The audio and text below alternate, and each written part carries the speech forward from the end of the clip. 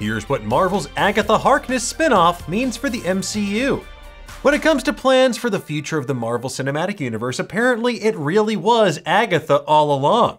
The breakout star of WandaVision, Kathryn Hahn's nosy neighbor turned scheming spellcaster Agatha Harkness, will be escaping her suburban prison of Westview, New Jersey after all.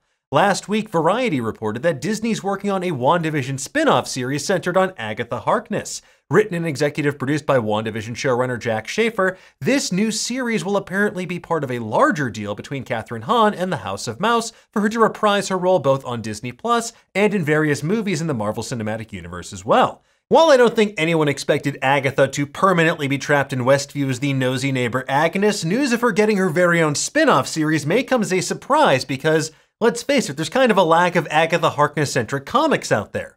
Typically a side character, Agatha seems an unlikely candidate to get her own series. But if there's anything we've learned from her impressive career in Hollywood, it's to never ever doubt national treasure, Kathryn Hahn. Look, it's the star of the show! Still, how exactly would a series like this fit into the Marvel Cinematic Universe? When will we see Agatha Harkness pop up next? And does this finally mean we're getting Mephisto? Well, probably not to that last one, but we're gonna break it all down for you in just a moment. However, if for some reason you don't want to know anything that's potentially coming down the multiversal pipeline, leave now before you learn something really shocking about your husband, Ralph. Ralph. My husband. Ralph Boner? Okay, so let's start with where we left Agatha and where we'll see her next. After Agatha tried to glurp up Wanda's powers like a container of yo magic in the WandaVision finale, Wanda, newly empowered as the Scarlet Witch, doomed Agatha to spend the rest of her days as Agnes in the no longer hexed version of Westview.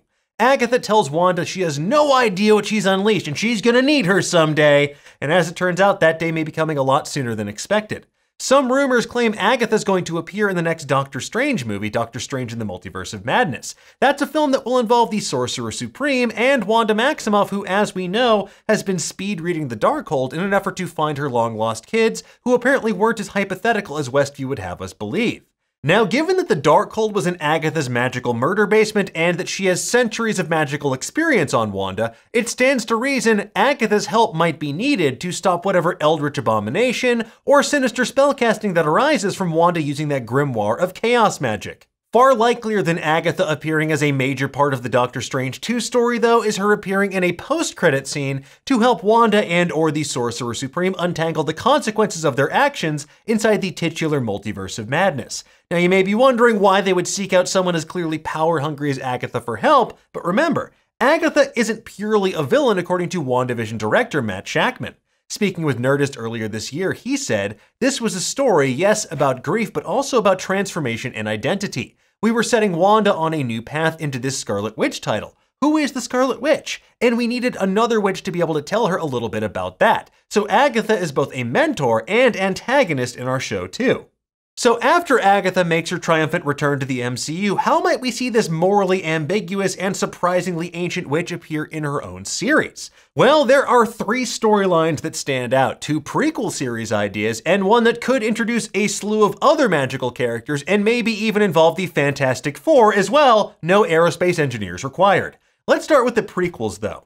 First, we have the Department of the Uncanny, a group that appeared only once in 2015's Uncanny Avengers Annual #1. Set in the final days of World War II, U.S. Army officer / detective magician Major Alan Dacor recruited a number of spellcasters, including Agatha Harkness, to stop the not-so-subtly named Nazi witch, Hilda von Hate. She wanted to unleash a zombie plague that would blend the worlds of Captain America the First Avenger and Marvel Zombies in the most nightmarish way possible. With Agatha's seeming immortality and Alan Dacor's history of time travel in the comics, this could be a great way to show us a new side of Agatha, while not worrying so much about how this series will directly affect the series that comes before and after. Another prequel option could take us even further back in time, after Agatha's coven tried to burn her at the stake, to a time period where the future of the country was at stake.